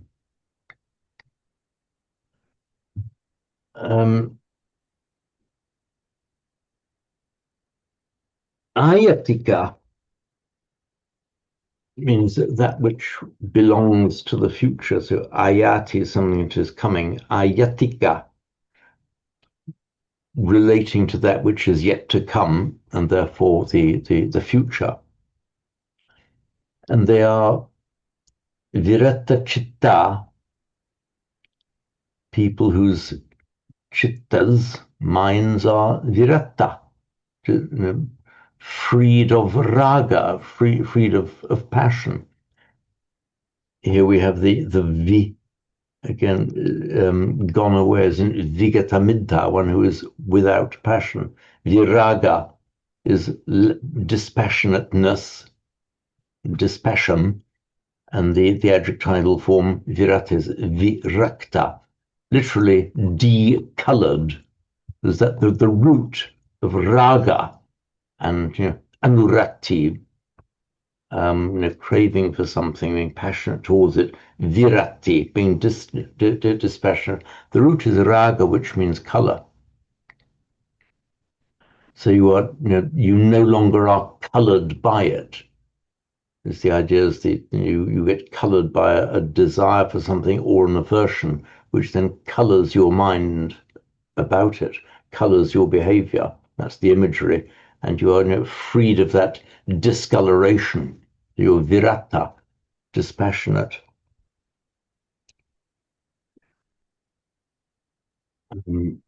Again, chitta,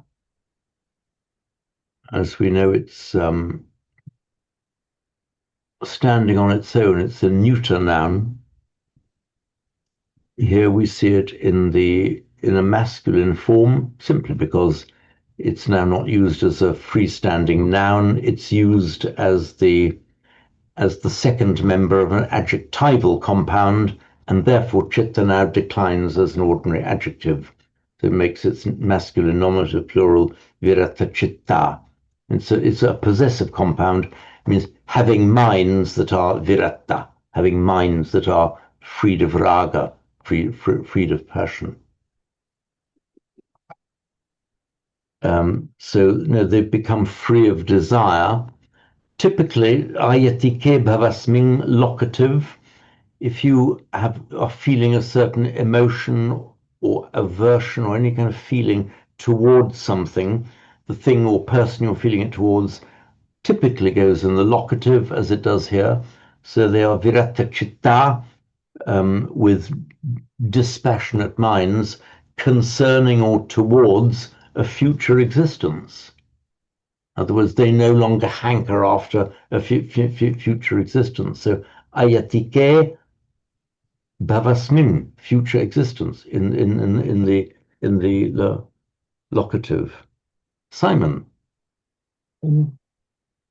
Yeah, sorry, two little points there. One of them, so couldn't you say like ayatike just in the future? You can, yes. Ayatika can be used as a noun meaning future, but it can also be an adjective. And I think here, actually, there is a difference. There is a difference. If it didn't have Bhavasmin, Viratachita Ayatike would mean they were dispassionate about the future being any kind of moment from now onwards. But here specifically, Ayatike Bhavasmim, which I understand to mean taking a new existence. In other words, they aren't concerned with any taking on any new birth after this one. So it's not dispassionate minds about what might happen later this afternoon. It's about completely about any future where after this life is ended. They are not looking for an ayatiko bhavo. Ayatiko bhavo. I've only just seen this one. I didn't get a chance to check this one earlier, but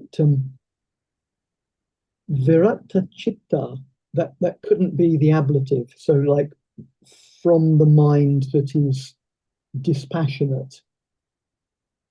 But that would mean from the mind that is dispassionate in the future. And then, but trouble is Bhavasming is clearly locative. There's no way out of Bhavasmim being locative. You're right, Simon, in that if this phrase virata chitta were standing on its own, we could interpret it either as a possessive adjective, masculine plural, nominative. We could also interpret it as being karmadharaya, the dispassionate mind, and then virata chitta, from or because of the dispassionate chitta. It could, on its own, it certainly could be either. But here it seems to be describing. So they are. This is virata chitta. It describes those people who are. It goes on to describe in the next line te, those people. So virata chitta is the same people as te kina bija, aviruli chanda. These are all adjectives describing the people who have reached this state. Yeah, I mean, in this little Mula site, it's virata chittayatike as one great big compound, but in the virata chitta, okay, well that doesn't actually. Okay, I mean that doesn't say very much, but it's more useful here because it gives us the specific chitta. It just in the chanting book, it's split up. So that got me thinking whether it could possibly be the ablative, but I don't think it.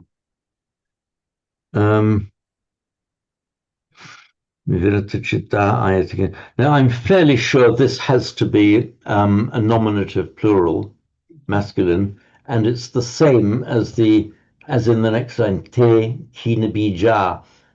Those are people whose seed has been destroyed. In other words, there's no seed for a further existence to come into life.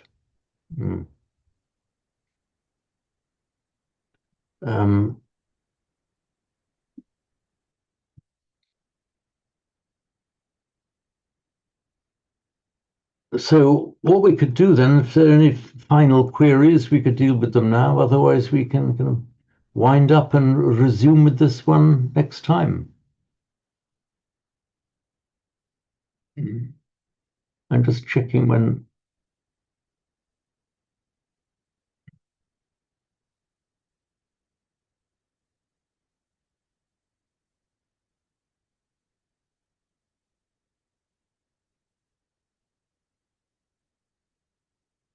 I'm